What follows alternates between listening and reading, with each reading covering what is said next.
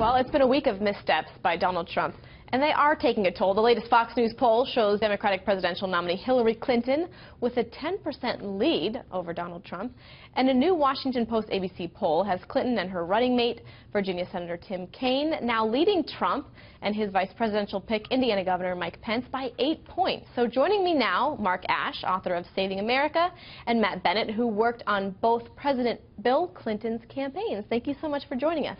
Pleasure. So first and foremost, let's just look at the two polls, our Fox News poll and the Washington ABC News poll. So Matt, I want to start with you. What was your reaction when you saw this? Did you think it was just a post-convention surge, or is this something that we're going to see as we continue into August and September? Well, I get nervous when I see these kinds of polls for two reasons. One is worrying about complacency by Democrats. If they look like this is going to be a blowout, a lot of folks might stay home.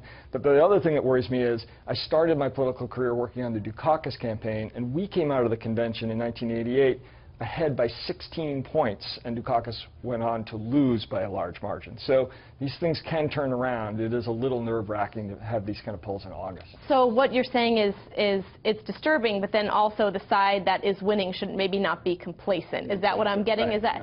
Do you agree with that? I do. So you always rather be ahead than behind. Right? It's always a good place to be. But we also although is the underdog so bad all the time? Well, and you also remember how President Dukakis' first State of the Union was, right? I mean, exactly Right. to the point. I mean, you'd rather be up than down, but it is certainly not insurmountable. And I think also, as you look at the honest and trustworthy issues, Hillary Clinton has spent her entire life working in government. People are frustrated with government. Donald Trump hasn't spent a day working in government. So the credentials are there. The key is can he leverage that and turn it into something? Yeah, let's pull up that poll. So with the honest and trustworthy, this again is a Washington Post ABC.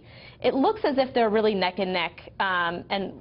So basically a 38-36, I guess you would say, approval rating, which is what you don't. You kind of want it to be flipped. Right. Ahead of you know the more heated months of the election. Who can you really flip these numbers around? Who has a better chance of flipping these numbers around?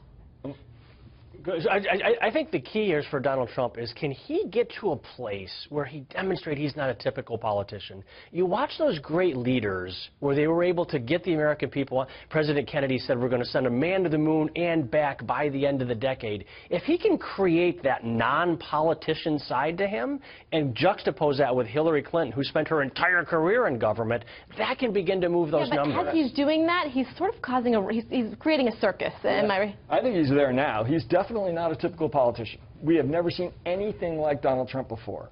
The big problem for him isn't just trustworthiness, it's a sense that he is completely unsuited for the job. If he is unfit to be the commander-in-chief, that's the very first priority for a president.